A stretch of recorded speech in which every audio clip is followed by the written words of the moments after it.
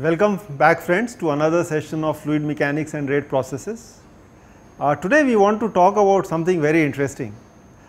Suppose as an engineer I am interested in estimating certain quantities for a certain device, then how do I go about it? Okay. So, the topic today is similitude and modeling.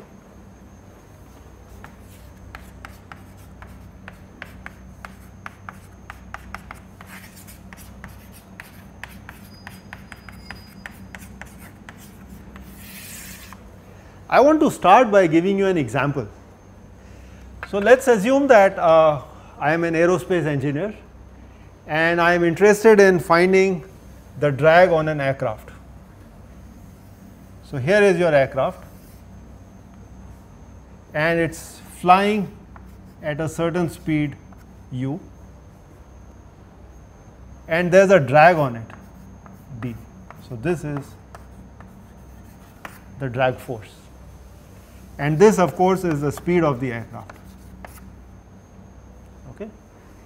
The question that I want to ask myself is, what does the drag depend on? So, d is a function of what quantities? So, one thing is obvious, it depends on the speed of the aircraft. So, let me put here u. Of course, it would depend on the length of the aircraft, right. So, let me put in here length. You could say it also depends on the shape of the aircraft. I mean, I could have the same length of an aircraft, maybe it is made by Airbus, another one which is made by Boeing, and because their shapes are different, so their drags could be different. So, maybe I write here shape. It could also depend on the viscosity of the air. Okay. So, let me write down mu. It could also depend on the density of the air. So, let me put in here rho. It could also depend on the roughness of the material that I use. So, if I polish the aircraft, okay, versus if the aircraft is dirty, okay, there are maybe a lot of insects on it, there is a lot of dirt on it. So, let me write here roughness.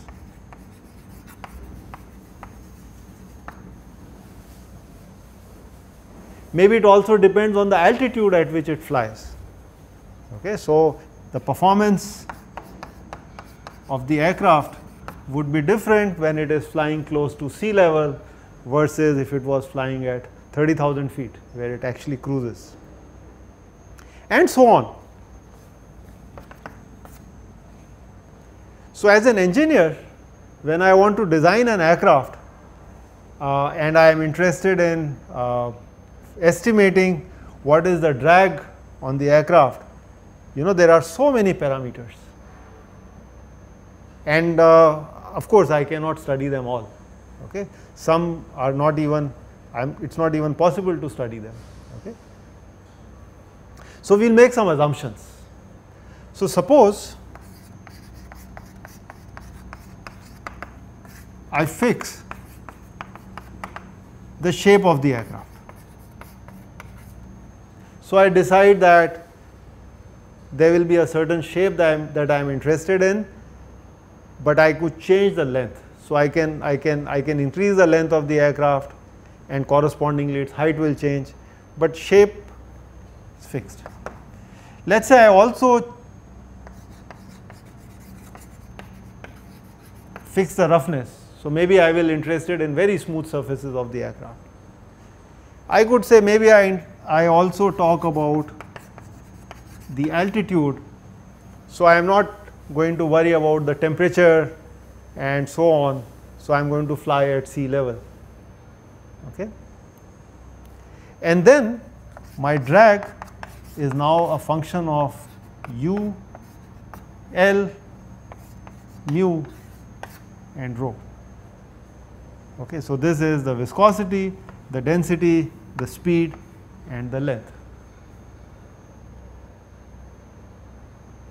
Now, I ask myself, is this an easier problem to study? And you would still feel that this is not so easy. Why? Suppose I want to check each of these independent parameters and vary them, let us say, with 10 values. So, I decide the speed of the aircraft could go from anywhere from 50 meter per second to, let us say, 100 meter per second, and I choose 10 of these values. Similarly, I consider 10 lengths of the aircraft, 10 coefficients of viscosities, 10 densities, and so on. So, suppose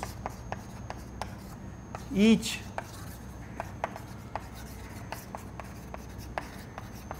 independent parameter has 10 values to be tested, right.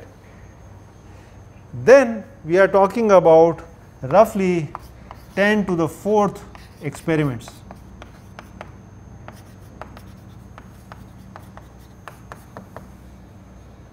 So, if I want to now understand what is the effect of, let us say, change in u, change in L, change in mu, change in rho, I would have to conduct 10 to the 4th experiments, 10,000 experiments to get that information.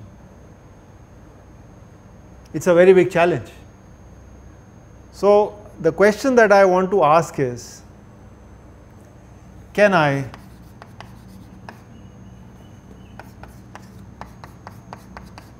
do this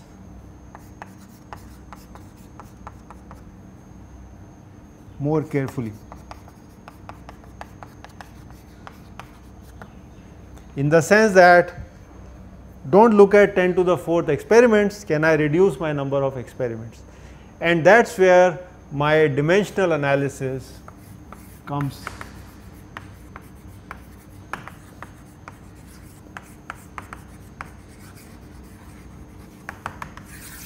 to my rescue. Okay. So, it turns out that if I look at this problem in a very careful manner, then I should be able to reduce the number of experiments. So, I think this is a good time to introduce you to the Buckingham pi theorem.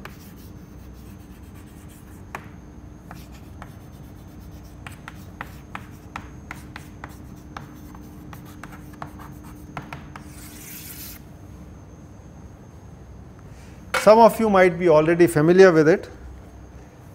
So, let K be the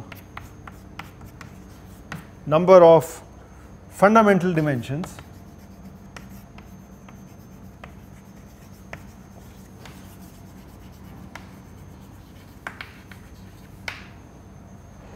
to describe a physical variable.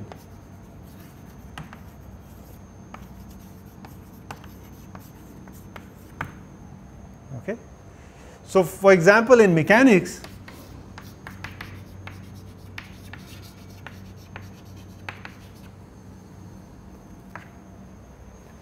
K is 3.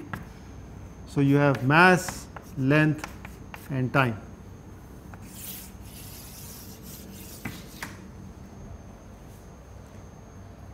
Okay. And let n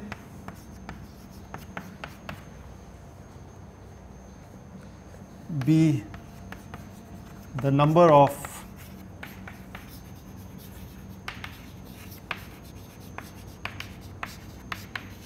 physical variables in the relation where F1 is P1, P2, P3, P4 all the way to Pn.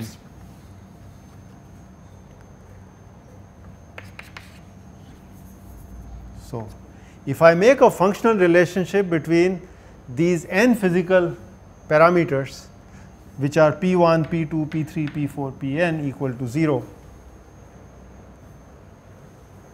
then the Buckingham pi theorem says that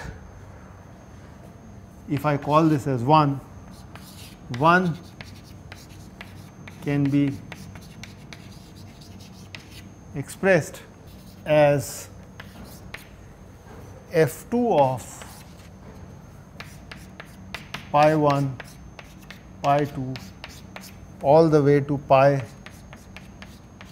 n minus k equal to 0,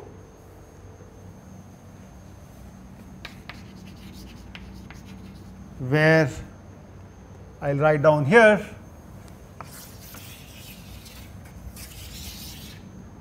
so I am writing here where your pi's are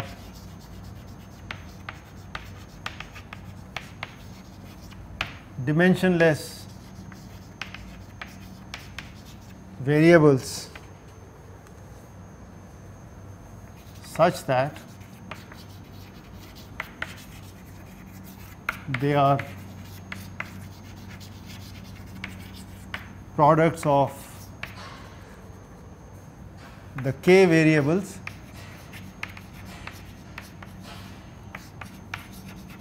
plus one another physical variable.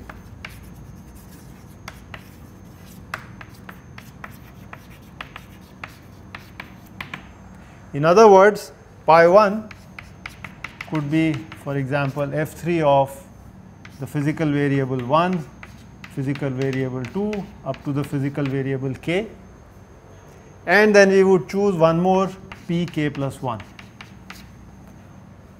Similarly, pi 2 would be f4, p1, p2, pk, and this would be pk plus 2. And I could define pi n minus k,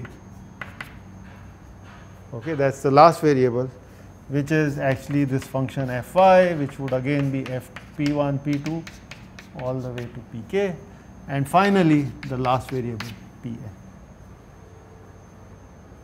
So that is the Buckingham pi theorem. So let us go over it once again and try to make sense out of it. So I have k fundamental variables, okay, which could be mass, length and time, and I had n is the number of physical variables in this relationship. What the Buckingham pi theorem says is I can reduce this to n minus k non-dimensional variables, and then it gives me a recipe of how to determine them. So how do we apply it to this problem of the aircraft?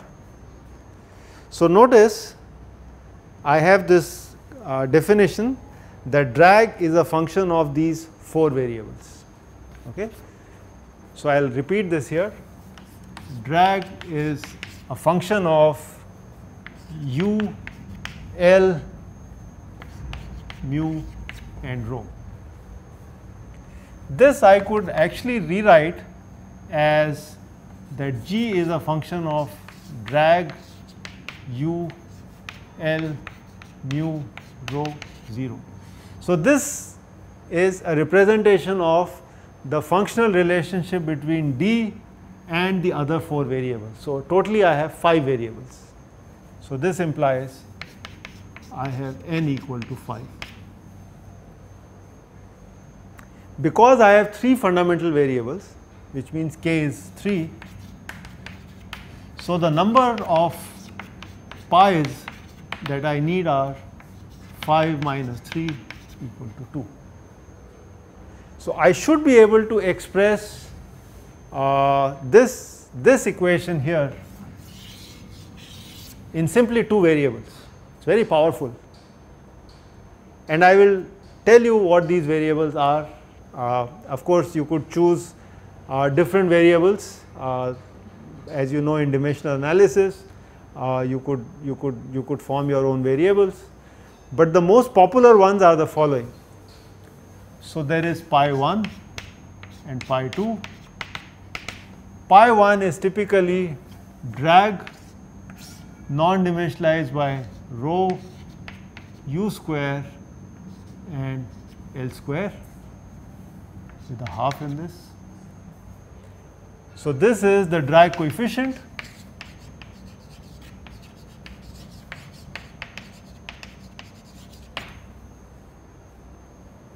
and pi 2 would turn out to be the Reynolds number, which is rho u d by mu, which we denote by Re, which is the Reynolds number.